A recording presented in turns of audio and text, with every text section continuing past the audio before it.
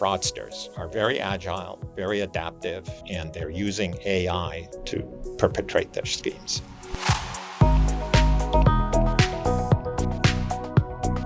Hi, and welcome to GAO's Watchdog Report, your source for fact-based, nonpartisan news and information from the U.S. Government Accountability Office. I'm your host, Holly Hobbs. Increasingly, Americans are falling victim to more frequent and sophisticated scams. Technology is helping to fuel this increase. Things like text messages, social media, and even artificial intelligence have all been used to make scams seem more realistic. And they are costing Americans a lot of money. Some victims have lost tens of thousands of dollars or even their entire life savings to scams. Today, we'll learn more about federal efforts to combat the growing number of scams and how effective these efforts are. Joining us is GAO's Seto Bagdoyan, who led work for a new report on this topic. Thanks for joining us. Thanks for having me back. Maybe we can start with, how big of a problem is this? So that is a great question. It's unknown how bad it is. There are various estimates in the hundreds of billions of dollars on a global basis. But the best estimate, based on complaints from consumers, is from the FBI, about $10 billion a year. That's based on approximately 300,000 complaints from consumers that the FBI has determined revolve around scams. Can you give us some examples of common scams and how technology is being used in these scams? Scams do rotate, believe it or not. The scammers are very adaptable to any counter from anyone.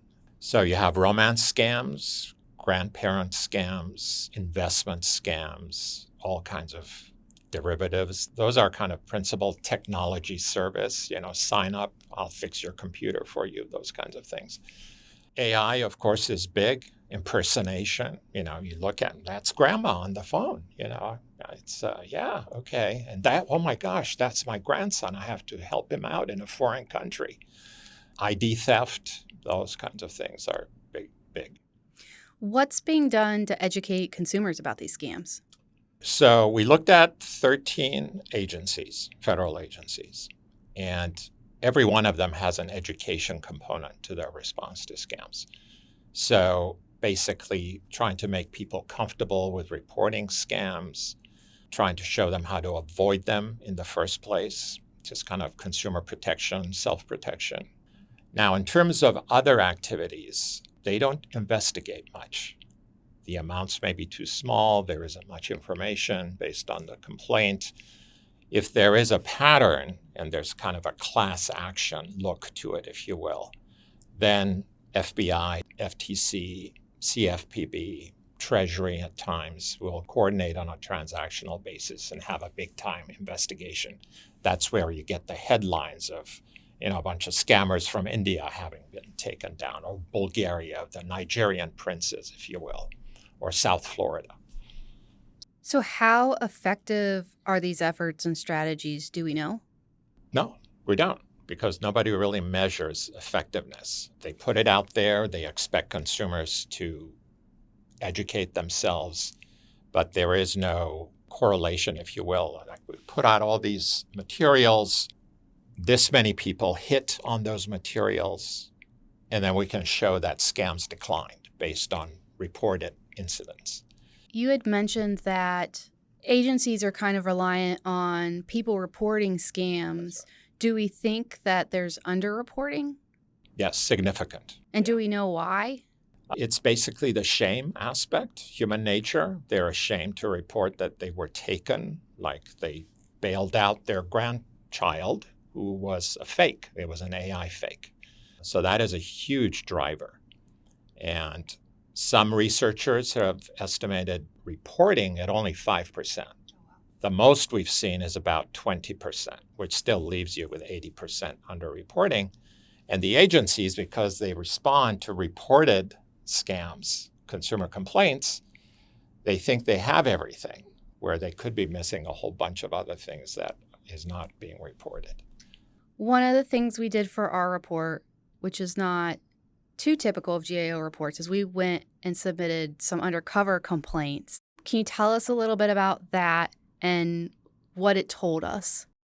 So we assumed fake identities and pretended to be consumers behaving in a typical consumer manner. And we followed the instructions that we were given by a particular agency. And we filed complaints.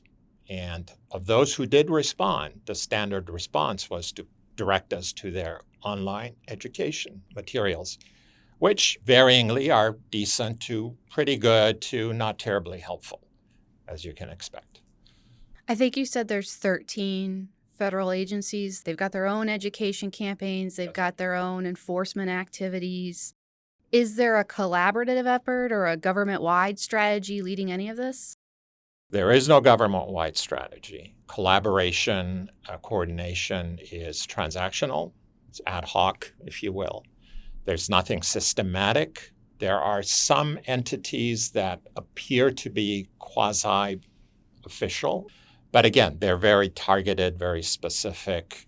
There's an entity, for example, that is supposed to meet to discuss scams that are targeting the elderly, but they don't meet very frequently. I think they've met twice in several years.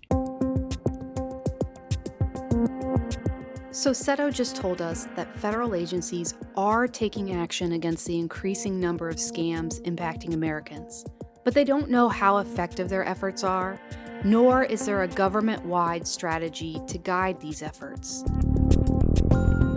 So, Seto, what more do we think federal agencies should be doing to combat scams? Sure. So in our report, we're making a rather large number of recommendations to multiple agencies.